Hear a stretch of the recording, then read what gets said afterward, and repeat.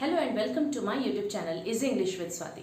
Today we are going to see poem Rain on the Roof, class 9th. Right. Now this poem is written by Coates Kinney. Coates Kinney was an American politician, lawyer, journalist and poet also.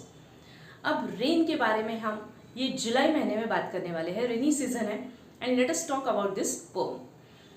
Now see children, rain पसंद होने के कुछ reasons हो सकते हैं और rain ना पसंद होने के अपने कुछ अलग रीजंस हो सकते हैं.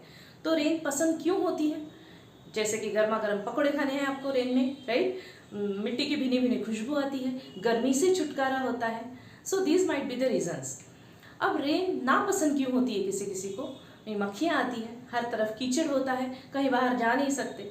तो अपने अपने अलग अलग रीजंस होते हैं रेन को पसंद या फिर नापसंद करने के, राइट? अब यहाँ पे पोएट ने रेन के बारे में कुछ लिखा है जिसमें उनके हमें दो मूड्स दिखते हैं. ठीक है, पहले जब at the start of the poem we can see the melancholy mood, we can see the sad mood of the poet, और बाद में वो हैप्पी हो जाते हैं. Now let us see what is there in the poem. देखो stanza 1 में क्या दिया है? Humid shadows hover. Humid. Now I'll write down the meanings also according to this.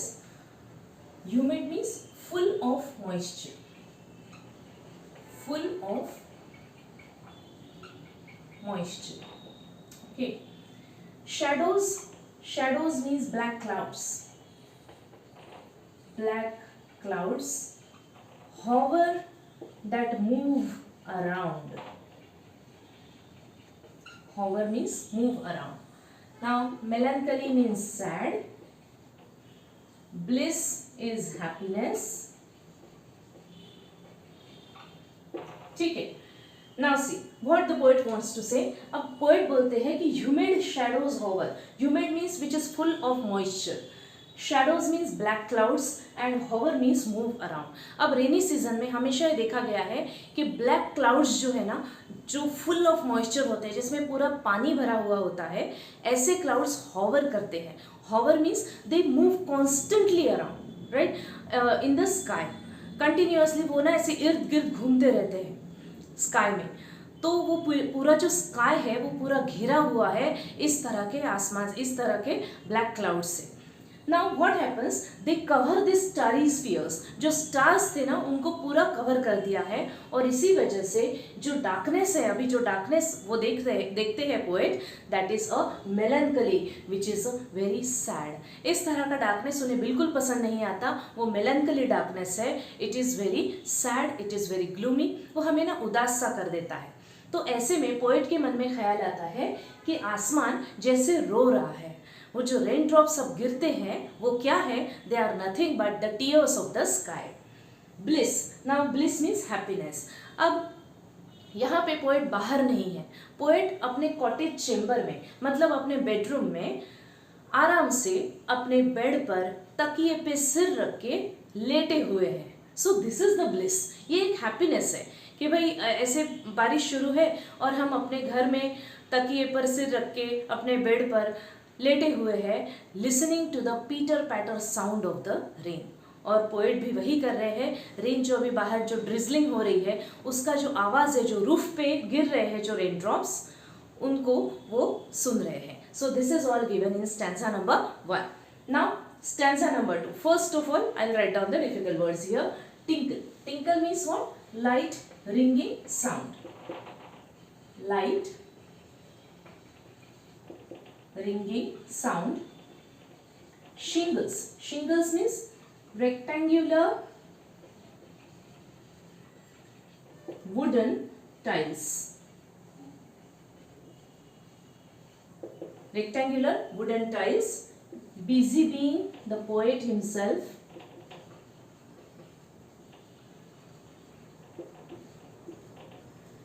Then echo.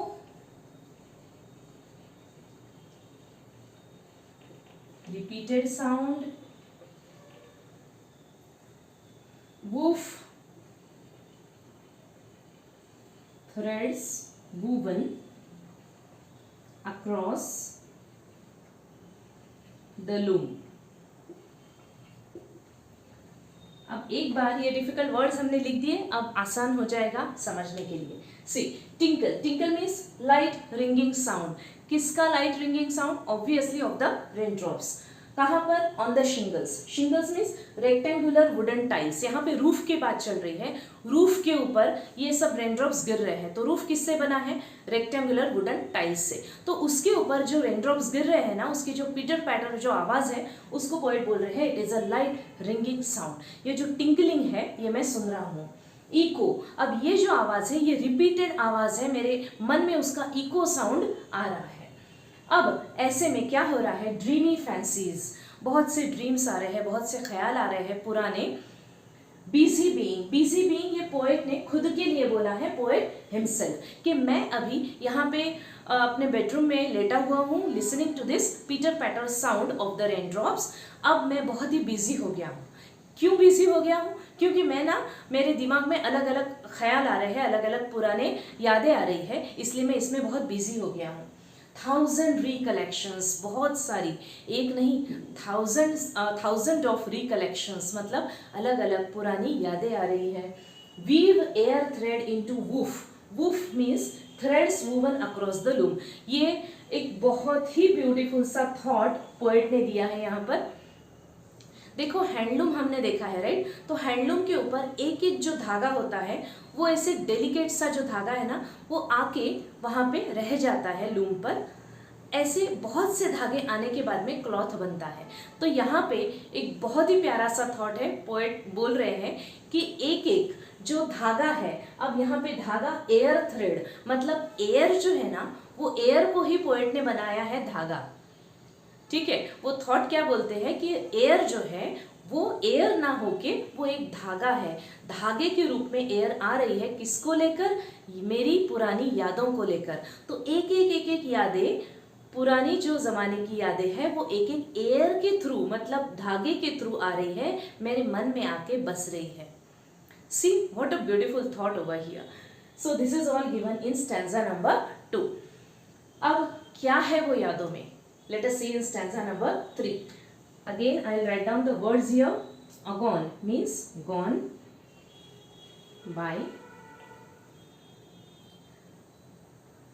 Refrain, again repeated sound. And here list means listen. अब poet क्या बोलते हैं? Memory. अब किसकी मेमोरी आ रही है? मेरी मम्मी की मेमोरी आ रही है मेरे मन में। ईयर्स गॉन, गॉन बाय, बहुत साल हो गए, अब मम्मी नहीं रही, लेकिन उसकी मेमोरी मेरे मन में अभी भी ताज़ा है। डार्लिंग ड्रीमर्स, डार्लिंग ड्रीमर्स मतलब हम लोग, जो हम सब सिबलिंग्स जब सोते थे ना, तब मम्मी आके हमें एक फॉन्ड लुक, हमें एक प्यारा सा लुक देके चले जाती थी। ये मुझे अभी भी याद है और मुझे अभी मम्मी की बहुत याद आ रही है। List to this refrain, list means listen, listen to this refrain, refrain means repeated sound. हमें ना बिल्कुल भी ना जगाते हुए हमारी मम्मी डॉन तक, मतलब सुबह तक, हमें उसी तरह से सोया हुआ रखकर हमें प्यारा सा लुक देकर चले जाती थी। ये मैंने देखा है और वो जो यादें हैं मेरी मम्मी की, वो मेरे मन में अभी भी आ रही है। तो यहाँ पे चिल्ड्रन लिस्ट दिया है, लिस्ट मतलब अपनी लिस्ट नहीं, यहाँ पे लिस्ट को लिसन का शॉर्ट कर दिया है, लिसन मतलब लिस्ट। ठीक है, अब ऐसा कभी कभी पोएट्स करते हैं, this is called poetic licence. जब पोएट अपने जो पर्टिकुलर वर्ड है वो वहाँ पे अगर सूट नहीं हो रहा है, फिट नहीं बैठ रहा है, तो राइम स्कीम बनाने के लिए या वहाँ पे कोई पर्टिकुलर वर्ड को फिट बिठाने के लिए पोएट्स क्या करते हैं ना, दे टेक द लिबर्टी। ठीक है, तो यहाँ पे पोएट ने लिबर्टी ली है, लिसन को लिसन ना लिखते हुए उन्होंने लिखा है list, right? So this is all about this poem. अब ये पोम किस तरह की पोम है? It is a lyrical poem. Lyrical poem means what? अपनी पर्सनल मेमोरीज जो कोई पोएट शेयर करता है, तब वो पोम को बोलते हैं lyrical poem, right? Let us see the rhyme scheme and poetic devices along with the most likely questions. Now let us see the rhyme scheme over here. अब राइम स्कीम स्टैंजा वाइज दी है।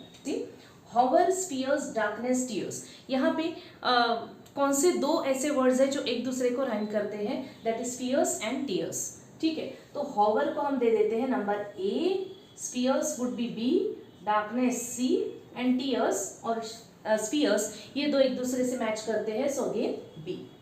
Now let us move towards this pillow, bed, patter, overhead. यहाँ पे bed और overhead, these two words rhyming with each other. So pillow का हम दे देते हैं D, E, F and E again, right? अब यहाँ पे A B C D ये जो लेटर्स है ना, वो हम सिर्फ 4 अगर लाइंस का अगर स्टैंजा है तो हम उसको लेते हैं, राइट? लेकिन यहाँ पे एक स्टैंजा में 8 लाइंस है, and that is why we moved forward with A B C D E F like this. तो बाकी भी जगह पर हमको यही राइम स्कीम दिखती है, A B C B D E F E. Let us C.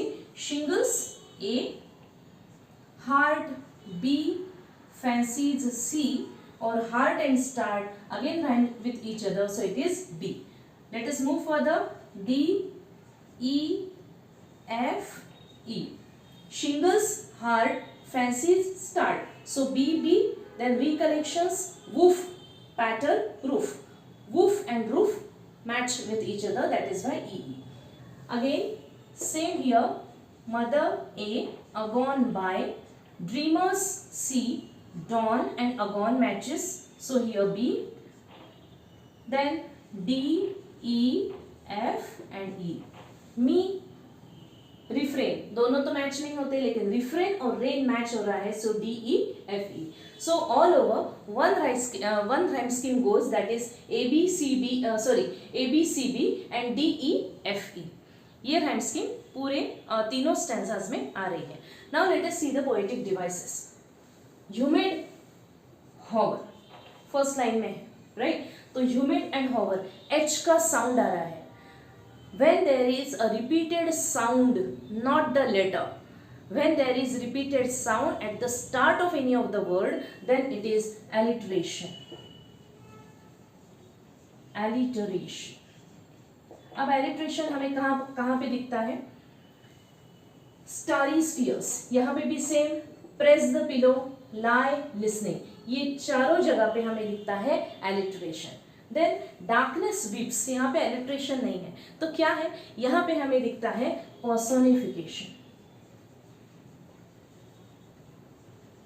Personification क्या रीजन है इसका? क्योंकि वीप जो है ना, वीप मतलब रोना. कौन रोता है? इंसान रोता है, राइट? डार्कनेस नहीं रोता. This is just a thought. तो रोने की जो क्वालिटी है, जो कि ह्यूमन बीइंग की क्वालिटी है, वो दी है एक ऑब्जेक्ट को. इसलिए जब हम ह्यूमन क्वालिटीज देते हैं कोई नॉन लिविंग थिंग को, कोई ऑब्जेक्ट को, तो उसको क्या बोलेंगे हम? पर्सोनिफिकेशन. इसलिए डार्कनेस विप्स को दिया है हमने पर्सोनिफिकेशन. पैटर्न एंड टिंकल, ये जो दो है ना, ये जो दो वर्ड्स है, they are showing some of the sound. तो जब साउंड रिपीट होता है, साउंड, राइट, जैसे rustling of the leaves, okay, barking of the dogs, murmur of water, pitter patter, यहाँ पे पैटर एंड टिंकल ये साउंड्स हैं. इसलिए जब साउंड आता है, then it is onomatopoeia. Here is onomatopoeia. Busy being, again alliteration. Rain upon the roof, R, R का sound है. Memory, my mother, again M M M. Darling, dreamers. यहाँ पे फिर से एक बार हमें दिखता है alliteration. Right, children? So these are the poetic devices, and this is the rhyme scheme of the poem. Now let us move further for the most likely questions. How does the poet react to the changing weather? Changing weather जो है ना, जिस तरह का atmosphere है, उस तरह से पोएट का मूड चेंज होते हुए हमने देखा है. पहले 4 लाइन्स में पोएट बहुत ही सैड से है. वो क्या बोलते हैं कि हॉवर, हॉवर मतलब मूव अराउंड. ये जो फुल ऑफ मॉइस्चर, पूरे मॉइस्चर से भरे हुए जो ब्लैक क्लाउड्स हैं, वो पूरा हॉवर कर रहे हैं, पूरा यहाँ पूरे स्काई में इर्द गिर्द घूम रहे हैं. उन्होंने पूरे स्काई को ढक दिया है, वो हर तरफ घिरे हुए हैं, और उन्होंने स्टारी स्फीयर्स को पूरा ढक दिया है. तो ऐसे में ये जो डार्कनेस है ना, वो बहुत मेलैंकली है, बहुत ज़्यादा सैड है. और जब रेन आती है, जब शुरू हो जाता है बारिश आना, जब वो बूंदें टपकती है, तब पोएट को लगता है it is nothing but the tears of the darkness. जो डार्कनेस है, जो अंधेरा है ना, वो जैसे रो रहा है. इसका मतलब यहाँ पर पोएट का जो थॉट है बहुत सैड सा है, पोएट बहुत ज़्यादा उदास है, इसलिए उनका मूड इस तरह का है। लेकिन बात की जो 4 लाइन है वहाँ पे पोएट का मूड देखो थोड़ा थोड़ा चेंज होते हुए हमें दिखता है। वो बोलते हैं इट इज़ अ ब्लिस, ये एक हैप्पीनेस की सिचुएशन है मेरे लिए कि मैं अपने कॉटेज चैम्बर में, मैं मेरे बेडरूम में अपने बेड के ऊपर लेटा हुआ हूँ तकिए के ऊपर सर रख के, और मैं आवाज़ सुनता हूँ रूफ के ऊपर जो पीटर पैटर जो रेनड्रॉप्स गिर रहे हैं उनकी। तो यहाँ पे उनका मूड थोड़ा सा चेंज हो गया। और नेक्स्ट जो 2 स्टैंजाज है उसमें भी हम देखते हैं कि उनका मूड हैप्पी हो गया है, क्योंकि उन्हें अब धीरे धीरे अलग अलग यादें आती हैं। ठीक है, अब किसकी याद आती है? प्रोमिनेंटली उनको आती है अपनी मम्मी की याद। वो बोलते हैं कि मेरी मम्मी की याद मुझे आज भी बहुत ज़्यादा आती है, और ऐसे रेनी सीज़न में तो बहुत ज़्यादा आती है। क्यों? क्योंकि ऐसी ही तभी बरसात होती थी। मैं और मेरे भाई बहन, मेरे जो सिबलिंग्स हैं वो ऐसे ही हम सोते थे, और मेरी मम्मी हमें फॉन्ड लुक देकर पूरा रात भर सोने के लिए विदाउट डिस्टर्बिंग अस एक फॉन्ड लुक देके चले जाती थी। तो उसका जो फॉन्ड लुक है ना वो आज भी मेरी मेमोरी में है। तो यहाँ पे हमें दिखता है कि पोएट का मूड किस तरह से चेंज हुआ, right? That you have to describe here properly. Is rain bliss for everybody? Bliss means happiness. तो जैसे हमने स्टार्टिंग में कहा था कि भाई रेन अच्छी लगती है कि नहीं अच्छी लगती, तो अच्छी लगने के क्या रीज़न है? मिट्टी की भीनी भीनी खुशबू आती है ना, गर्मी से छुटकारा होता है, उधर धमाधम बारिश हो रही है, हम यहाँ पे गर्मा गर्म पकौड़े खा रहे हैं, this is also can be the reason of happiness. लेकिन ये हमारे लिए है, हमें बाकी लोगों के लिए भी सोचना है कि सबको रेन अच्छी लगती होगी कि नहीं। अगर नहीं तो फिर क्यों? देखो, जो पूरे दिन भर काम पे जाते हैं लोग, सुबह से लेकर रात तक जो बाहर रहते हैं, ट्रेन से अप डाउन करते हैं, उनके लिए रेन बिल्कुल भी अच्छी नहीं हो सकती। अगर वो हेवी रेन है तो फिर उनका काम बहुत ज़्यादा मुश्किल हो जाता है, right? They get stuck somewhere many of the times, trains get cancelled many of the times. तो वहाँ पे घर पे लौटना is a kind of much troublesome for them. तो उनके लिए तो रेन बिल्कुल भी ठीक नहीं है। There are so many poverty stricken people also in this world, है ना, जो जिनके घर पक्के नहीं हैं, जिनका कच्चा घर है, कच्चा मकान, तो उनको तो बहुत ज़्यादा प्रॉब्लमेटिक होता होगा ये रेन में सरवाइव करना। घर गिरने का भी डर होता है, राइट? और जिनके पास में शेल्टर ही नहीं है, जो होमलेस पीपल है, उनका क्या? ये सब के बारे में हमें सोच के यहाँ पे लिखना है। Is rain bliss for everybody? Obviously no.